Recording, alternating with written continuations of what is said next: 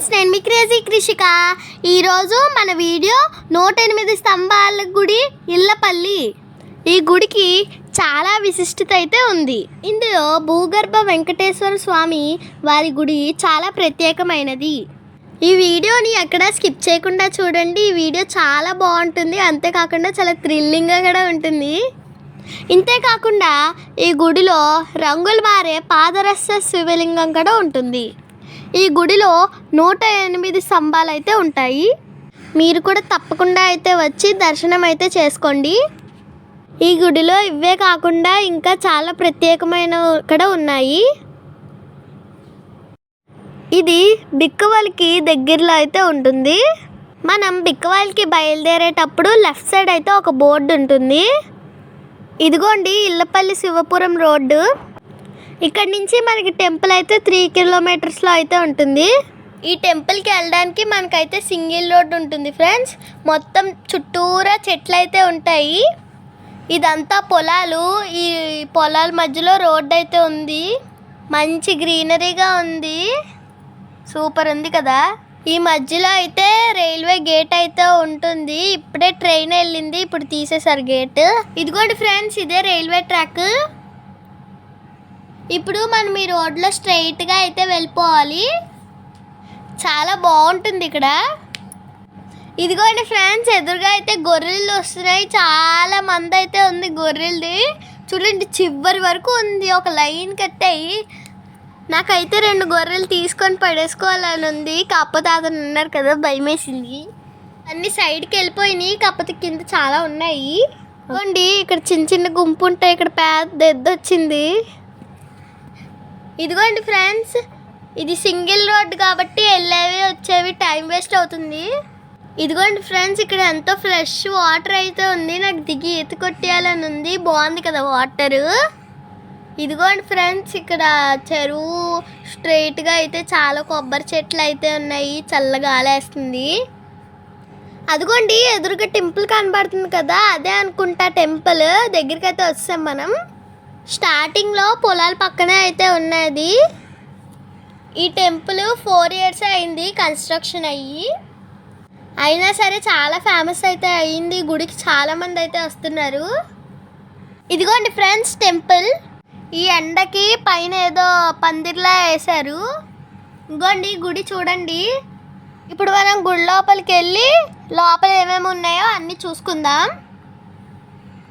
మనం ముందు వెంకటేశ్వర స్వామి దగ్గరికి వెళ్ళి శివలింగం అయితే చూసుకుందాం. ఇవే 108 స్తంభాలు అనమాట. చూడండి ఫ్రెండ్స్, ప్రతి స్తంభం మీద చిన్న చిన్న లింగాలు అయితే ఉన్నాయి. చాలా బాగున్నాయి కదా.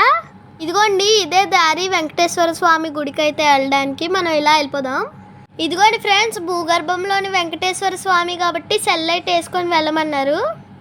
ఇక్కడైతే చిన్న ట్యాంక్లా పెట్టి కలవ పువ్వులు అయితే వేశారు. ఇదిగోండి గృహ అయితే వచ్చేసింది. లోపలికి అయితే వెళ్ళాలి మనం. ఇప్పుడు కొంచెం వంగనైతే వెళ్ళాలి. ఇక్కడ చీకటిగా ఉంటుంది, సెల్ లైట్ పెట్టుకొని వెళ్ళాలి. నాకు ఫస్ట్ వెళ్ళడానికి భయం వేసి అయితే వచ్చాను. మా మమ్మీ వాళ్ళు లైట్ వేసుకొని వెళ్ళమన్నారు, అందుకని వెళ్తున్నాను ధైర్యంగా.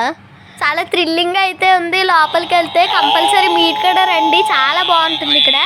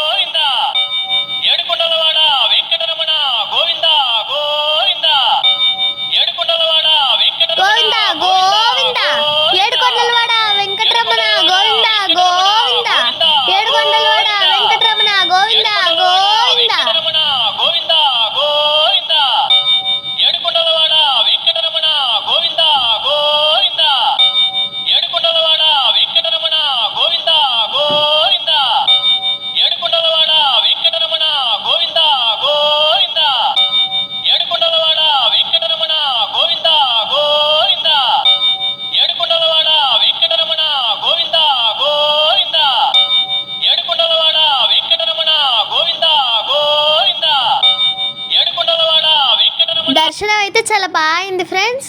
నేనైతే ఇప్పుడు మెట్లెక్కి పైకి అయితే వెళ్ళిపోతున్నాము. నెక్స్ట్ అయితే మనం శివాలయం దర్శనం అయితే చేసుకుందాము. ఈ గుడిలో స్వామివారు సత్తరామ రసలింగేశ్వరిగా కొలువై ఉన్నారు.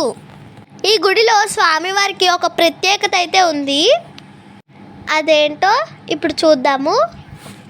ముందుగా వినాయకుడి దర్శనం అయితే చేసుకుందాం. గణనాయకాయ గణదైవతాయ గణాదక్షాయ ధీమహి గుణశరీరాయ గుణమండితాయ గుణేశానాయ ధీమహి. ఇదిగోండి ఫ్రెండ్స్ శివాలయం ఇది. ఇప్పుడైతే అమ్మవారి దర్శనం అయితే చేసుకుందాం. ఇష్టకామేశ్వరి దేవి. ఇదిగోండి ఫ్రెండ్స్ అమ్మవారు ఎంత నిండుగా అయితే ఉన్నారు. ఈ గుడిలో ఇంకో ప్రత్యేకత కూడా ఉంది, అదే అన్నపూర్ణదేవి. ఇదిగోండి ఫ్రెండ్స్ ఇక్కడే అన్నపూర్ణదేవి అయితే ఉన్నారు.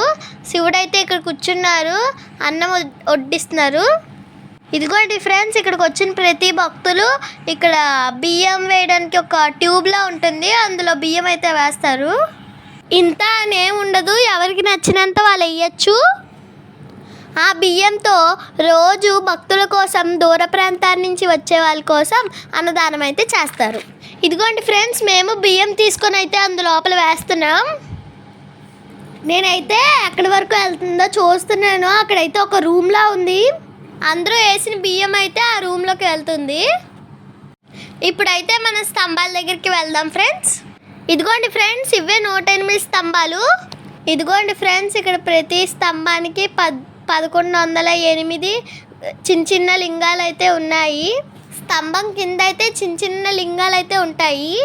ఇక్కడికి వచ్చిన ప్రతి భక్తులు ఆ చిన్న లింగం మీద అభిషేకం అయితే చేస్తారు. ఇలాగా 108 లింగాల మీద అభిషేకం అయితే చేస్తారు. ఈ అభిషేకం చేసిన నీరు మొత్తం గర్భాలయం శివలింగం మీద 108 దారులుగా పడతాయి. ఈ గుడి చుట్టూ 11 సార్లు ప్రదక్షిణ చేస్తే ఏకాదశి రుద్రాభిషేకం చేసినంత ఫలితం. 108 సార్లు ప్రదక్షిణ చేస్తే 1,000,000 లింగాల ప్రదక్షిణ చేసినంత ఫలితం దక్కుతుంది. ఇక్కడున్న పాదరస శివలింగం యొక్క నిజ స్వరూపం వెండి రేకు కవచం. అది అభిషేకం చేయగా బంగారు రంగులోకి మారుతుంది. ఇదిగోండి ఫ్రెండ్స్ ఇక్కడ ప్రతి ఒక్కరు అభిషేకం అయితే చేస్తున్నారు. ఈ గుడిలో వెంకటేశ్వర స్వామికి ప్రతి శనివారం కాసులతో అభిషేకం అయితే చేస్తారు. ఆ రోజు వచ్చిన ప్రతి భక్తులకి 7 కాసులు అయితే ఇస్తారు. చూసారు కదా ఫ్రెండ్స్ నా వీడియో. మీకైతే నా వీడియో నచ్చిందని అనుకుంటున్నాను. ఒకవేళ మీకు కనుక ఈ వీడియో నచ్చినట్లయితే ప్లీజ్ లైక్ చేయండి, షేర్ చేయండి, కామెంట్ చేయండి. అంతేకాకుండా సబ్స్క్రైబ్ చేయడం అస్సలు మర్చిపోకండి. Bye bye.